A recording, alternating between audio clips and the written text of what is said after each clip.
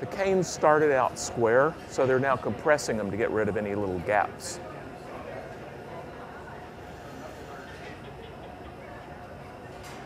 And if you're viewing Nancy now, she's about to flare this thing that's tubular into the shape of a funnel. Well, it looks like it'll be more of a bowl shape. At any rate, she's going to make it just the right diameter. And Harry is pushing the paddle against it to make sure the edge is flat. Of course, it's critical that the edge be flat. Now comes the size check. How is it? How is it, Nancy? Perfect. Oh, my Lord. Nancy always makes these things the right size, and she doesn't even use calipers. So that's Darren over at the glory hole. Now, in a minute, when they begin the reheating process and the business of reheating and then blocking to make this thing perfectly nice, I'll show you a little drawing that Lino made, just so you'll know what form is coming.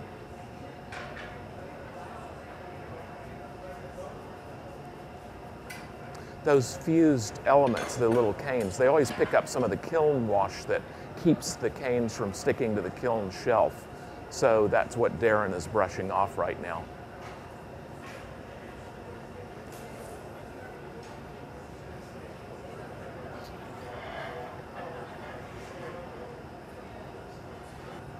And Lino's goal here is to get rid of any groove or dent or bump in the whole thing. The join where the funnel joins the canes and the canes themselves. The idea is to get this absolutely smooth because he's going to gather over this 2 or 3 times.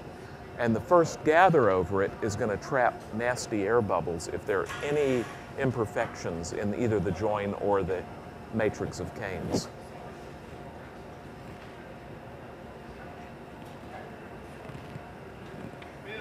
Lino. Lino. You want to do what? It's possible to do the Roman ball.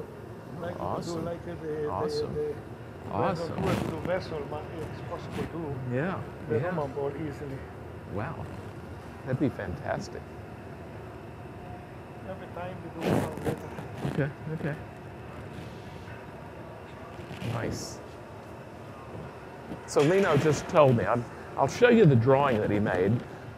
Dan, I'm going to hold this up. That's the drawing he made. So it was going to be a vase with an oval cross-section viewed from above.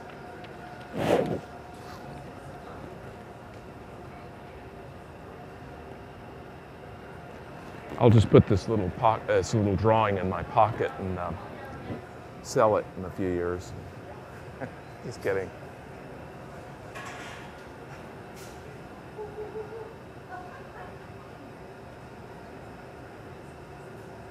Do you know that in his later life, Picasso paid for everything with checks because he knew that nobody would ever cash the checks because they wanted his signature so much.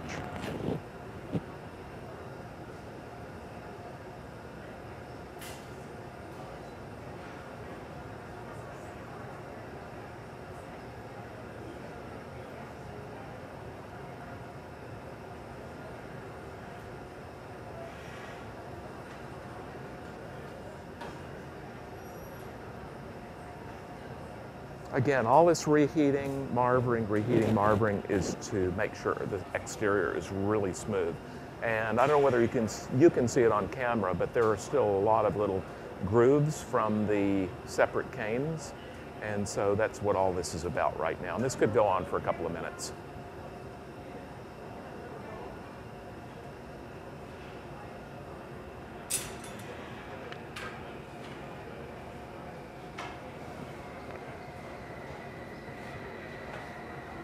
Let me tell you that Lino's team that he assembled for this demonstration here at the Corning Museum of Glass studio, it's Nancy Cowan, who's worked with him for ages, all 3 people. I think Darren Dennison has worked with him the least. But anyway, Nancy is there, and closest now holding the blowpipe is Darren Dennison, and the fellow at the bench is Dave Walters. And Dave and Nancy have worked with Lino, at least 10 years or so.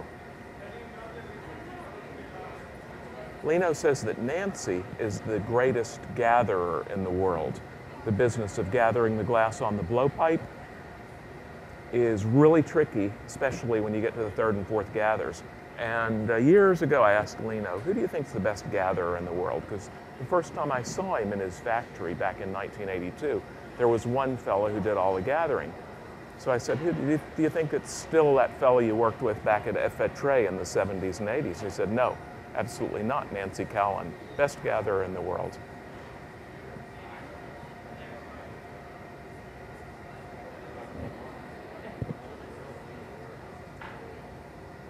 Now from where I'm standing, the end of that is looking really smooth. The join between the canes and the funnel still has a pretty big dent in it. Now I can't honestly say whether they intend to use the clear part above the canes. We'll to learn that together later. So they may gather over it and let the bubbles develop there with the knowledge that they're going to cut all that away, but we'll see in a few minutes.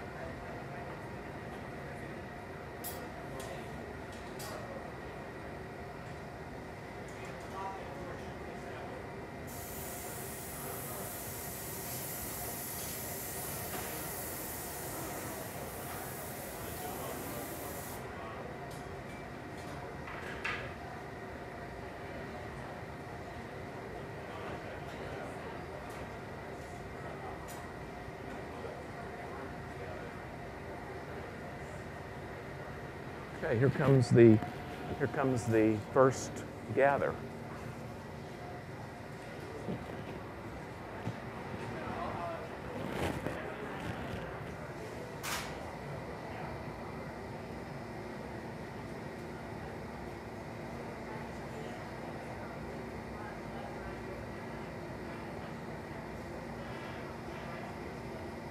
Darren held the pipe slightly down to let a little bit of the glass drip off. Now he didn't gather over the entire thing. You see that the gather only went about 3/4 of the way up the initial construction.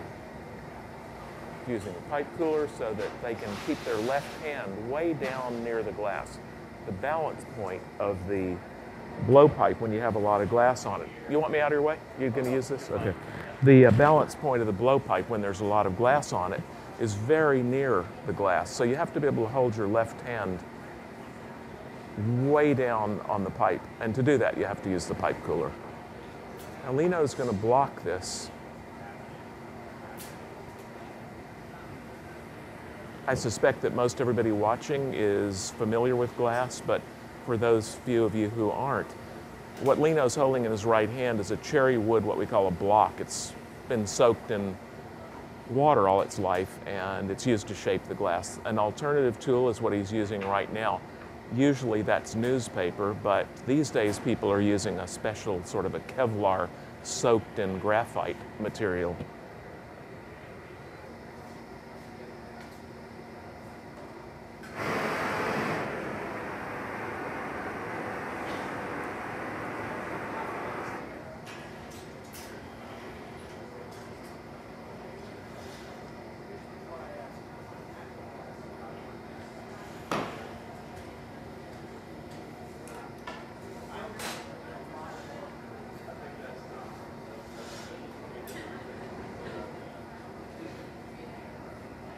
Lino's beginning the business of making the neck a constriction that will allow him to separate this from the blowpipe in a few minutes to transfer it to a punty.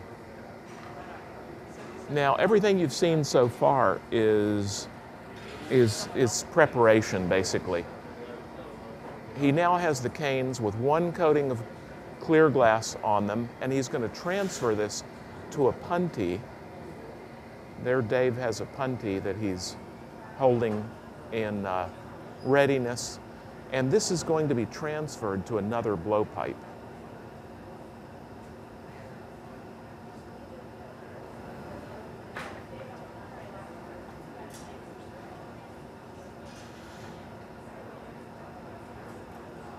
So they're going to break this off this blowpipe, transfer it to a punty, and then put it on a collar on another blowpipe. It'll be easier to do the gathers that are going to happen in the future to make this thicker and bigger. And it's also a way of controlling the quality of the uppermost part of the object, if it's a bowl or it's a vase, whatever it is. The cane pattern should, of course, be exactly the same at the bottom and at the rim. And one way to do that is to transfer it to another blowpipe. So Nancy has a blowpipe in her hand, you see. They're just chilling the constriction so it'll break a little more easily and sooner. Dave over at the glory hole is heating the end of a punty, and they're just about to transfer it to the punty. Then comes the transfer to the blowpipe, just so you know what's going to happen.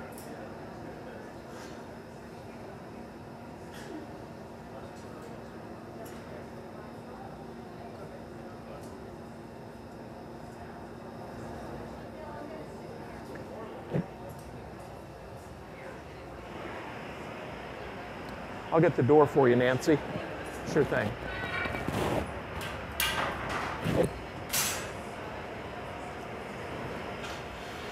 There's the transfer from the first blowpipe. Nancy has just gathered on a pretty darn big blowpipe there. She's just blown a hole in the end of the glass, and she's making what's called a collar on the end of the blowpipe. And it's to this collar that initial matrix with its first gather will be attached. So if you're watching Nancy, she's just dilating the hole to make sure that that's open right to the face of the blowpipe. She's going to flatten the end so that it mates nicely to the thing that Dave is now reheating over there in the glory hole.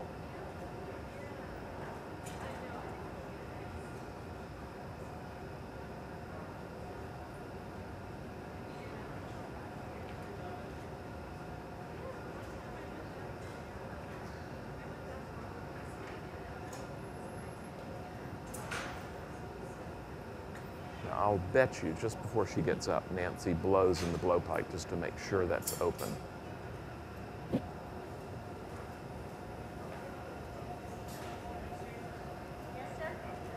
Now Lino's trimming, if you go back over to Lino's bench, he's just trimmed away. Darren has in his hand that thread, that's the trimming from the rim. They want the really nice cane pattern to be true right up to the collar. That's why he trimmed that away. And there's the transfer to the second blowpipe.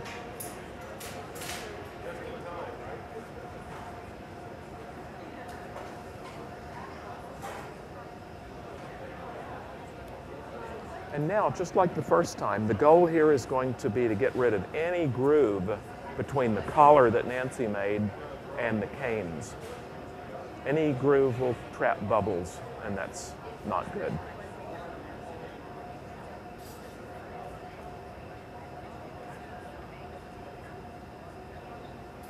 Now they're surely going to do at least one gather over this, maybe two, we'll see.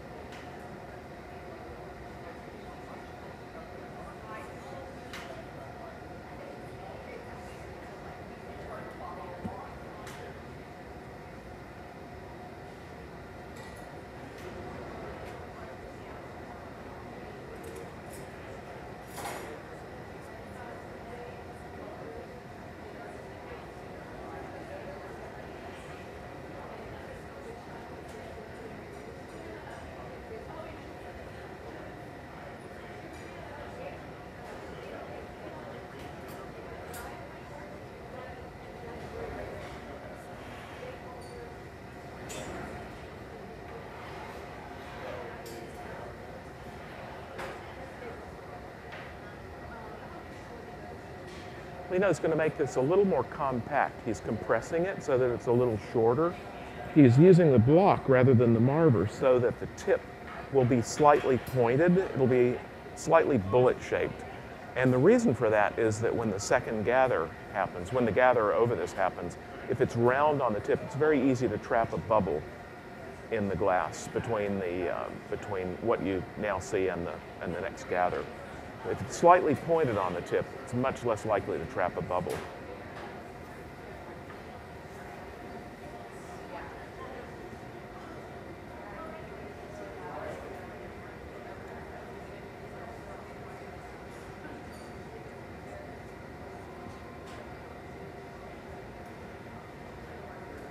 If you note the shape of this right now, it's compact, it's pretty thick, it's not very long. When whoever gathers over this gathers over it, this is all going to re-soften, and if it's long, it gets very difficult to control. So before each gather, the thing is made a little bit on the compact side.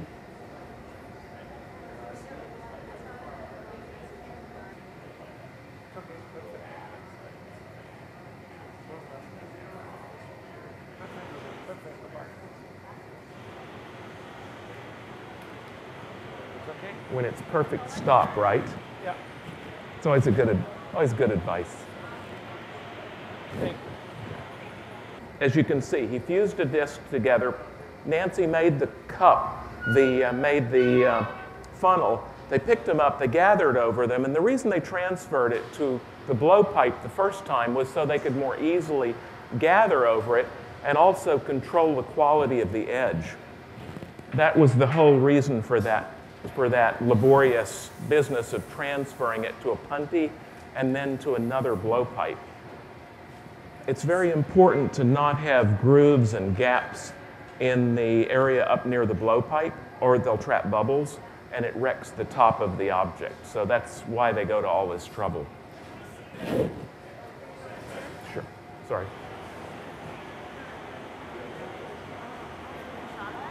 Sure.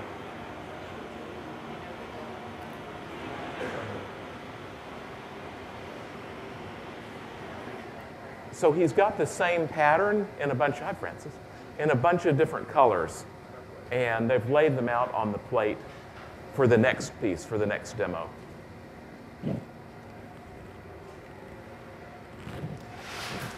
If anybody has a question in the room, just raise your hand and I'll come over and do my best to answer it, and if I can't, I'll ask Lino for you.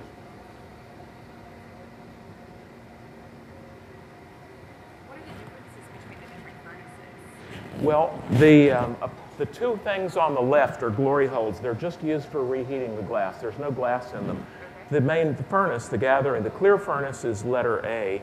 And on the other side of the room over there, there are two pots of colored glass that they're not using for this demo. So glory holes are used for reheating during the process. The furnace is just used for melting the glass.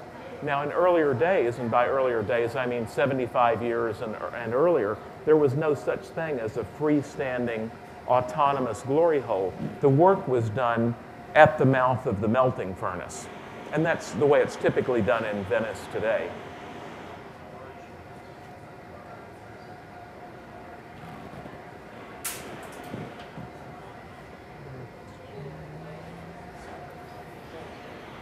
Yeah, sure.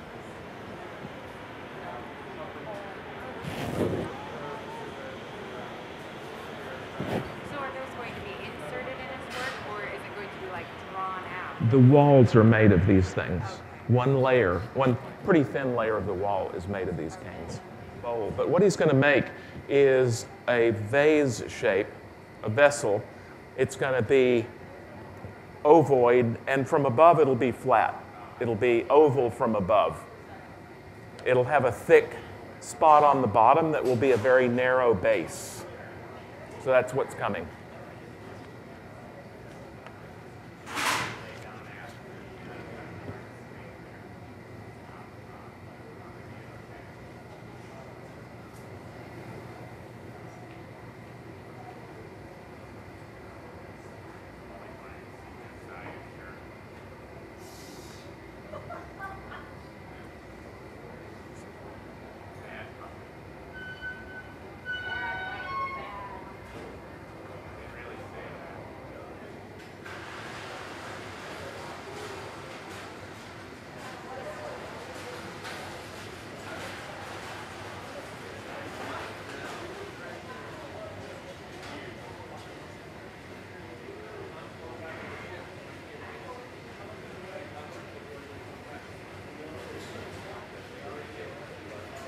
That was a beautiful gather.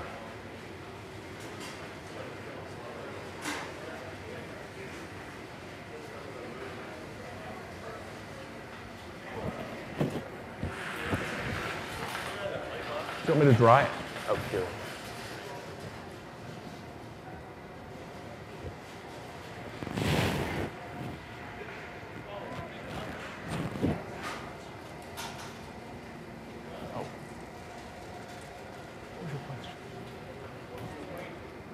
The weight, I'm not sure. I would bet at this point it's about 40-ish pounds. I would bet it's about 40-ish pounds. I'm not sure. What did you say? He said 20. He said 20, but he said because of the torque. Well, yeah. It makes it seem like it's 60. Exactly. Exactly. About 40, 40. It sounds a little light to me. At any rate, it's very awkward to hold because it's on the end of a long pipe. Very awkward. Also, the glass is moving and the glass lags behind, and so it requires a tremendous amount of torque to turn it.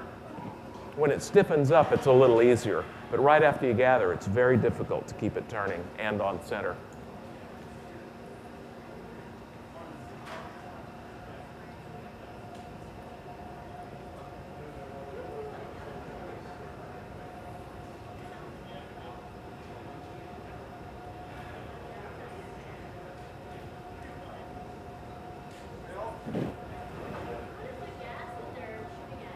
It's air.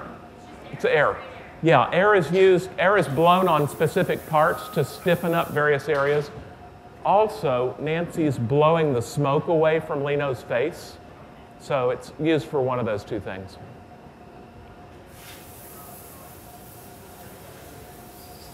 Yeah, like right now, Nancy's blowing the steam and smoke away from Lino's face.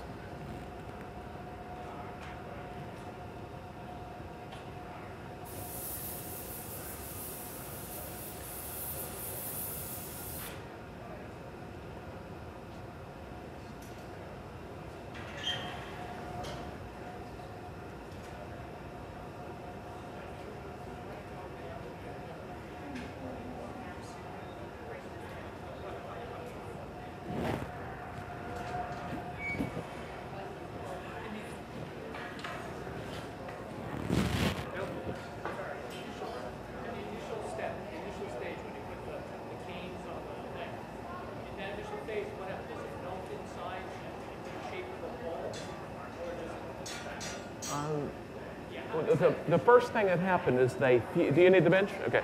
They fused the disc, and they made a disc, right? And Nancy at the same time was forming this funnel thing. Right.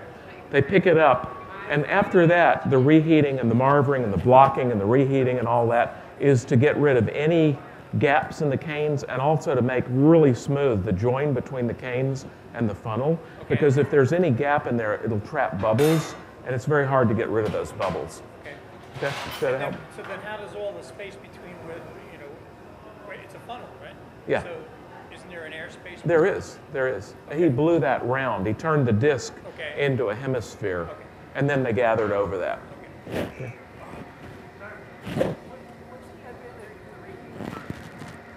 Well, the reason for glory holes is that it's in a way more economical.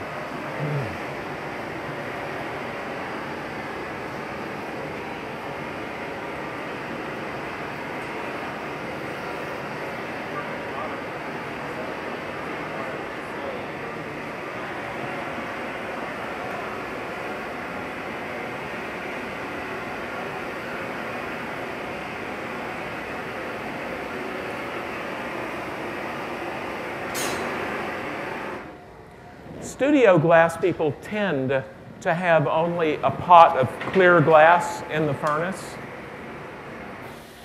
And so it's really convenient if you have multiple glory holes so that 2 or 3 people can work. In the old style, you could only have one person working out of a furnace like this. So here you can have multiple reheating appliances, these glory holes. That's the reason for the separate ones. Hey, sorry.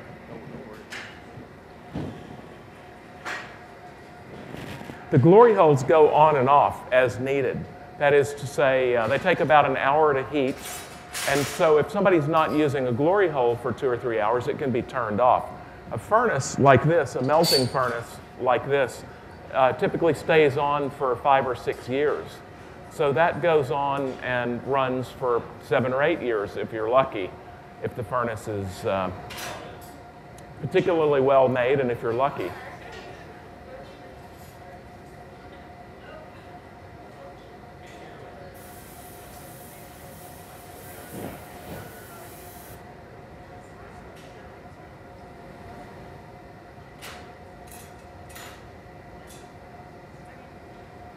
course, the constriction near the blowpipe is there so that when it's time to transfer this from the blowpipe to the punty and hold it from the bottom with the punty, it will make a nice clean break.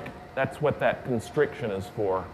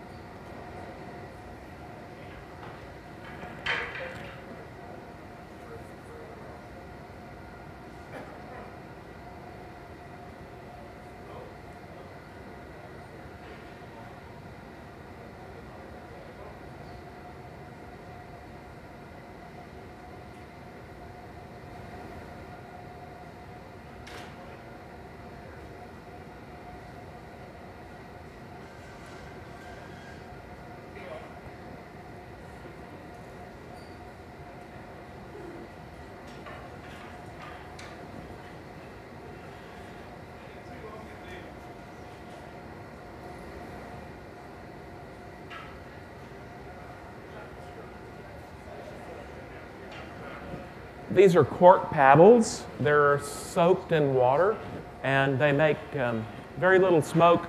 Well, they'll make a little bit of smoke, but the main thing is they won't scar the glass. The wet, soft cork will enable Lino to press the glass flat. Now, if you notice, Darren at the other end is holding his thumb on the end of the blowpipe. That's so that when Lino compresses the vessel, the sides won't cave in.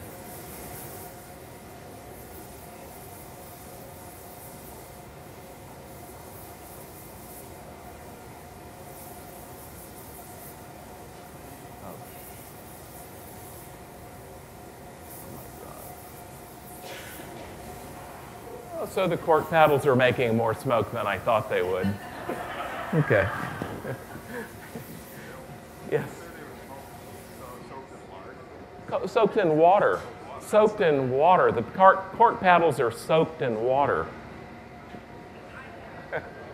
Somebody thought I said they were soaked in lard. Now that would make a different bouquet.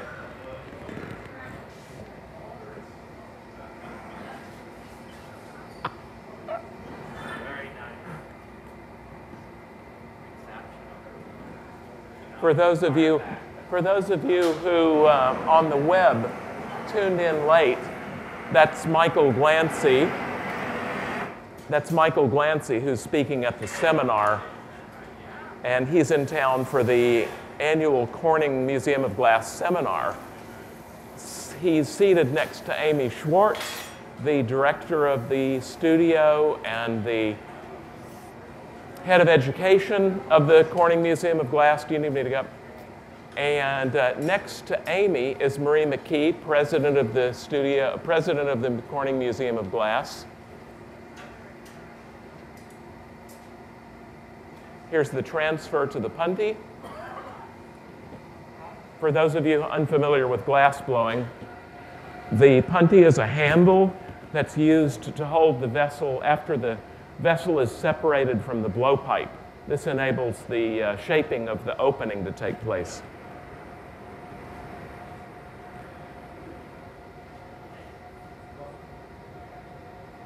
Now the wait here is to wait for the glass from which the punty is made to stiffen up enough so that it will withstand the weight of the object once it's broken free of the blowpipe.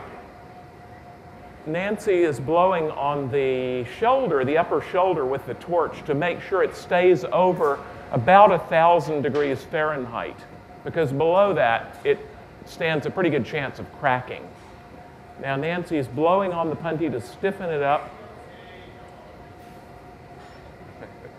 Lino's harassing Nancy about something. And soon, everybody's hoping sooner rather than later, Lino will break the neck.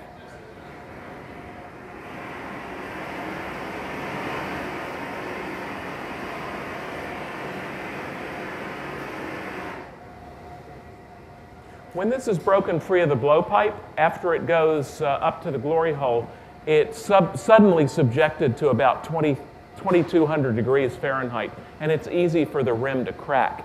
If you blow on it with a torch just before, it's less likely to crack.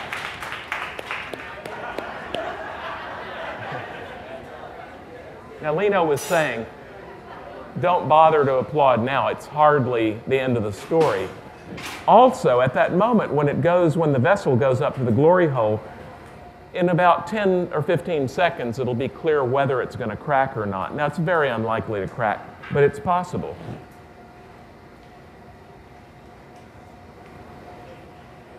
The next step will be, Darren is now reheating the edge, and the next step will be to trim the edge.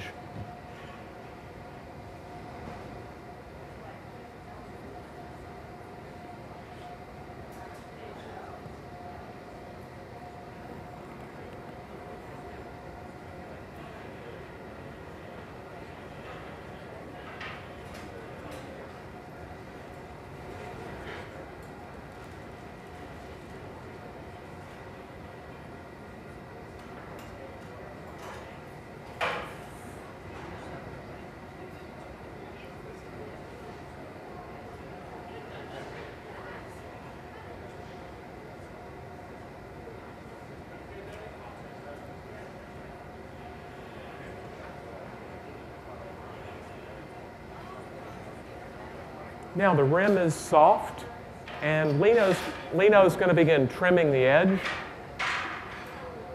And as Lino trims, Nancy will hold the little part being trimmed off so that it doesn't accidentally fold over and touch the vessel, because if it does, it'll stick to the side of the vessel.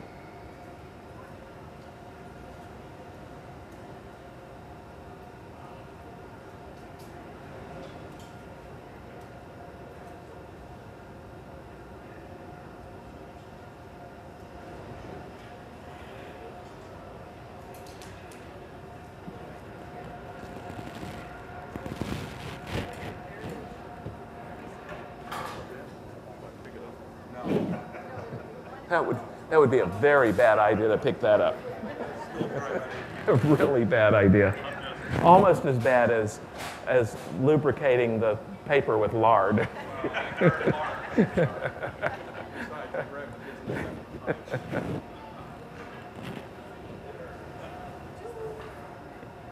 Anything on the floor is unannealed. If you notice under the bench there are fragments. Those were such things that have blown up. They basically blow up after 10 or 15 minutes after they cool.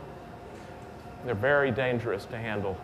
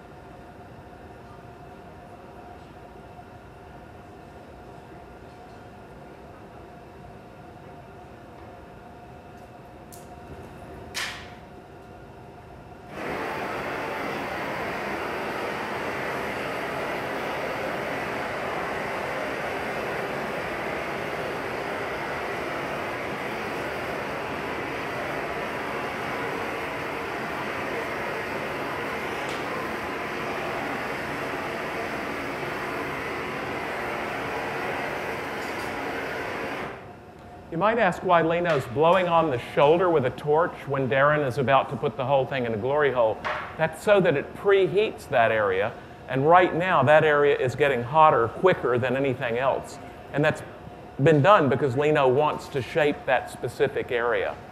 And so when Darren comes out of the glory hole, that area is going to be the softest thing, and whatever Lino does is going to be most affected in that area. Now this is what's called the steam board. It's a soaked piece of wood.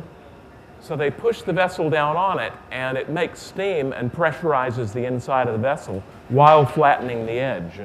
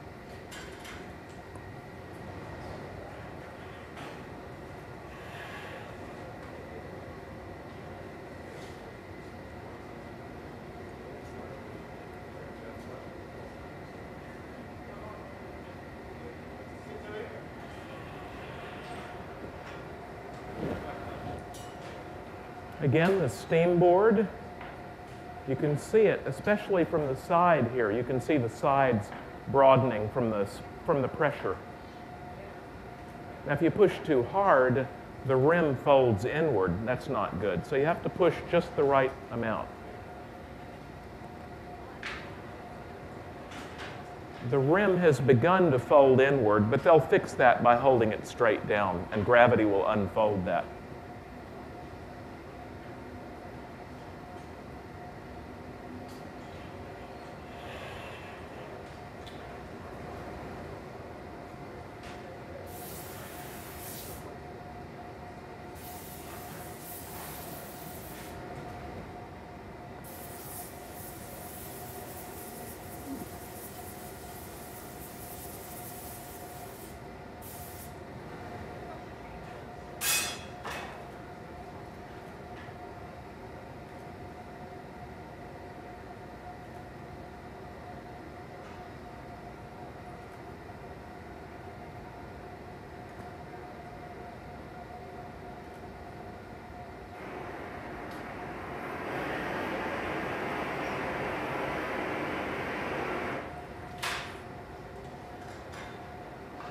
Nancy's blowing on the back end of the piece with the torch because it has to be kept above 1,000 degrees or so. And you can see that when Darren is in the glory hole, that part is the last to go in and the first to come out. So for something large scale like this, it's important to occasionally blow on the punty with the torch to make sure it doesn't get below around 1,000 degrees Fahrenheit.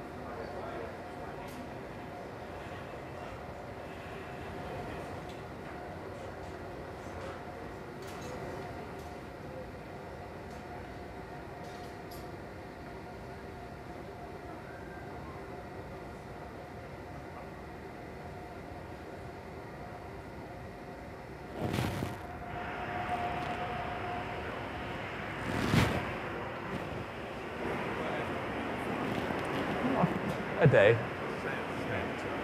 The question was, how long will that have to anneal?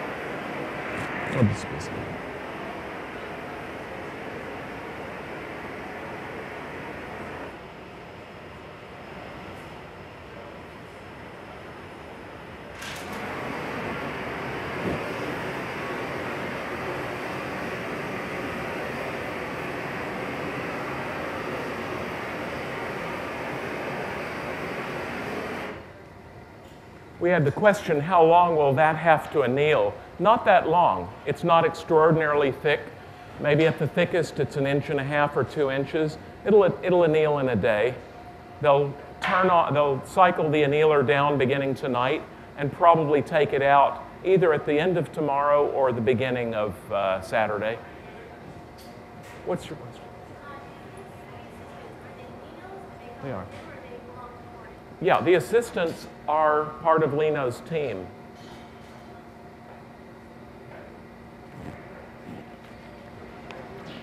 They are Nancy Callan, who's been with Lino for years and years. He says she's the best gatherer in the world. Dave Walters is reheating in the glory hole, David Walters. He's been with Lino a long time. You can see that he's very strong, but he's also incredibly skilled at handling a lot of glass. And it's as much about strategy and skill as strength. And Darren Dennison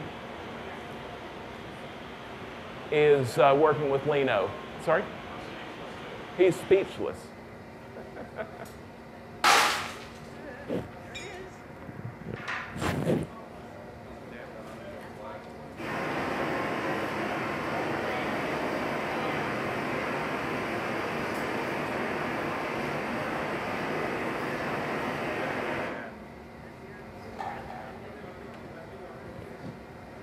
So they're going to give it one last flash. It looks like the shaping is completed. And the goal is to get it all the same temperature before it goes into the annealing oven. And the temperature at which this glass becomes stiff is about 975 degrees Fahrenheit. So the goal is to get everything about 975 or a little hotter.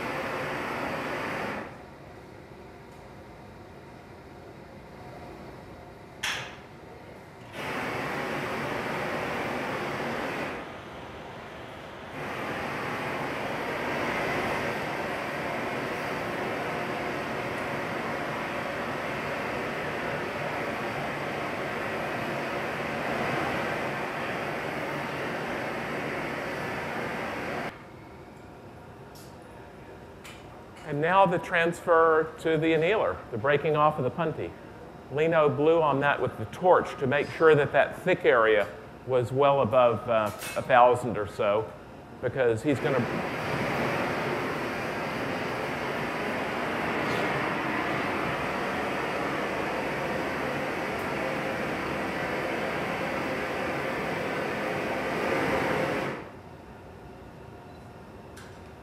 And now comes the break.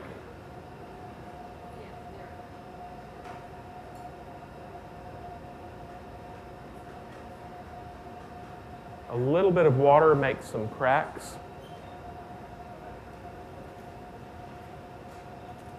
There it goes.